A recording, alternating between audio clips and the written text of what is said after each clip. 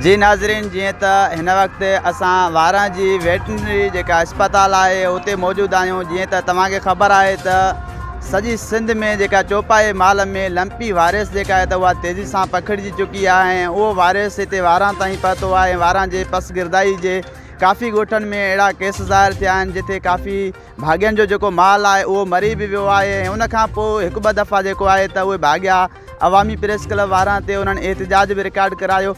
जंहिंखां पोइ असां हिन वक़्तु वारां जी वेटनरी जेका अस्पताल आहे उते आयासीं त उते ॾिसूं त उन्हनि वटि छा सूरत हाल आहे, छा ही उन्हनि भाॻियुनि सां जेको आहे त तावन कनि था या न। पर जीअं हिते पहुता आहियूं त अफ़सोस सां चवणो थो पवे त हिते न का अस्पताल में को डॉक्टर मौजूदु आहे, न वरी जेको आहे त हिते कंहिं क़िस्म जी इलाज जी सहूलियत मौजूदु आहे।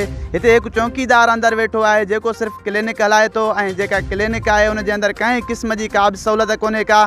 काफ़ी मरतबा जेको आहे त DC कंबर शहदाद कोट सां राब्तो थियो आहे, उन बि चयो आहे त असां हिन शइ ॾे तवजो ॾियूं था। पर अफ़सोस सां चवणो थो पवे त मीडिया ते ख़बरुनि हलण बावजूदि हिन वक़्तु भाॻियुनि खे लखें किरोड़नि रुपयनि जो नुक़सानु थी रहियो आहे। पर इंतिज़ामिया जेका आहे त हिन वक़्तु ताईं कुझु बि न करे सघी आहे। अचो त वधीक जेको आहे त अंदरि असां तव्हांखे अस्पताल जी हालत ॾेखारियूं त उते अस्पताल में कहिड़ी शइ मौजूदु आहे। नाले मातहत अस्पताल आहे, सिर्फ़ु हितां जेको आहे त पघारूं खणनि था। हिते जेके लखें ऐं किरोड़े रुपयनि जूं दवाऊं अचनि थियूं उहे प्राइवेट सेंटरनि ते सेल कनि था। पर हिते कंहिं शइ जी सहूलियत कोन्हे का, हिते कंहिं क़िस्म जी इलाज कोन्हे को, हिते डॉक्टर वेहण जे लाइ तयारु न आहिनि। वधीक अचो त तव्हांखे असां अस्पताल जी सूरत हाल ॾेखारियूं था।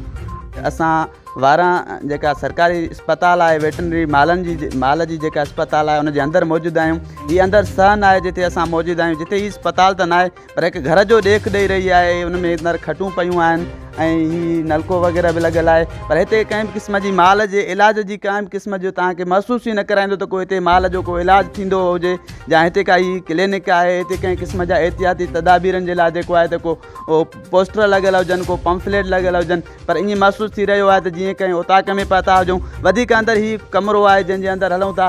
परियों साइड में बि हीअ बिल्डिंग जेका आहे त उहा बि वारां जेका हीअ अस्पताल आहे उनजी बिल्डिंग आहे। पर मुंहिंजे ख़्याल में उन में अंदरि जेको आहे त घर जेको आहे त घर जे तौरु उहा इस्तेमालु थिए पई ऐं हिकिड़ो कमिरो जेको आहे त हीअ अस्पताल तौरु जेको आहे त इस्तेमालु थिए थो। पर मां इहो सम्झां थो त हीअ कमिरो बि जेको आहे त अस्पताल तौरु सिर्फ़ु नाले मातहत आहे, हीअ ओताक तौरु इस्तेमालु थिए थो। वधीक अचो त कमरे जे अंदरि हलूं था, उते बि तव्हांखे जेका सूरत हाल आहे ॾेखारियूं था। जी दोस्तो, जीअं त हाणे असां हीअ अस्पताल जो जेको अंदरो मेन कमिरो आहे, जेको डॉक्टर वारो कमिरो आहे, उते मौजूदु आहियूं।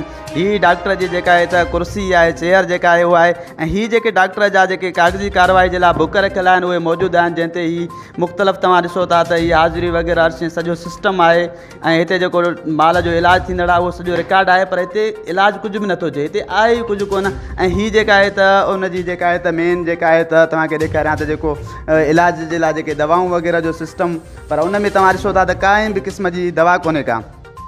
हीअ आहे दवाउनि जो जेको सिस्टम, उन में सिर्फ़ु कागज़ पिया आहिनि। हीअ सभु कागज़ भरिजी विया आहिनि, कागज़ी कार्रवाई में हीअ सभु कागज़ भरिजी विया आहिनि त हीअ माल जो इलाजु थिए थो। पर हिते दवा जो तव्हां ॼाणो हीअ सूरत हाल आहे त हिकु बि क़िस्म जी जेके इन इंजेक्शन जा आहिनि या कंहिं शइ जा जेके आहिनि त पियल आहिनि, बहरहाल ॿियो सॼो ख़ाली आहे। माना कंहिं क़िस्म जो हिते को बि इलाजु वग़ैरह न आहे। सिर्फ़ु कागज़ी कार्रवाई में जेका किरोड़े रुपयनि जी दवा अचे थी उहा हिते जेका आहे त कागज़ी कार्रवाई में ॾेखारी वञे थी। बाक़ी उहे दवाऊं जेके आहिनि त ॿाहिरि प्राइवेट सेंटरनि ते विकिरो थियनि पियूं ऐं हिते जेको आहे त कंहिं क़िस्म जी का बि सहूलियत न आहे। डॉक्टर पाण अचण जे लाइ तयारु न आहे ऐं हीअ क्लिनिक आहे जेका हिन महिल असां पहुता आहियूं त को बि हिते माण्हू मौजूदु कोन्हे को, सिर्फ़ु क्लिनिक जेका आहे त खुलियल आहे ऐं हीअ डॉक्टर जी चेयर आहे जेका ख़ाली आहे। हीअ जेके मेन बुक आहिनि जेके तव्हांजे आॾो आहिनि जंहिं ते मुख़्तलिफ़ क़िस्मनि जी कागज़ी कार्रवाई थिए थी ऐं हिते आवाम सां जेको आहे त हीअ ज़ुल्म कयो पियो वञे। आवाम जो जेको पैसो आहे उन्हनि तां हू पघारूं त खणनि था, आवाम जे लाइ जेको इलाजु अचे थो उहे प्राइवेट सेंटरनि ते त खपाइनि था। पर हिते ग़रीब आवाम जो माल जेको आहे त उते बुख, उते जेको आहे त बीमारी में मरे थो पियो। उन्हनि जे लाइ केरु आवाज़ु उथारण वारो न आहे, उन्हनि जे लिए को सहायता करण वारो न आहे। DC कंबर शहदाद कोट खे बार बार चए थो, एहतिजाज थिया आहिनि, सिंध गवर्नमेंट ताईं उहे ख़बरूं पहुतियूं आहिनि, पर केरु हिननि जे ख़िलाफ़ु कार्रवाई करण जे लाइ तयारु न आहे। MPS बुरहान खान चांडियो जेको आहे त पंहिंजे उताक ताईं महदूदु आहे। AC साहिबु पंहिंजी जेको आहे त ऑफिस ताईं महदूदु आहे।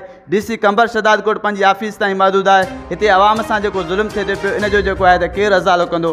कैमरामैन नवाब शेख सां गॾु तालिब हुसैन चांडियो, सिंध न्यूज़ वारां।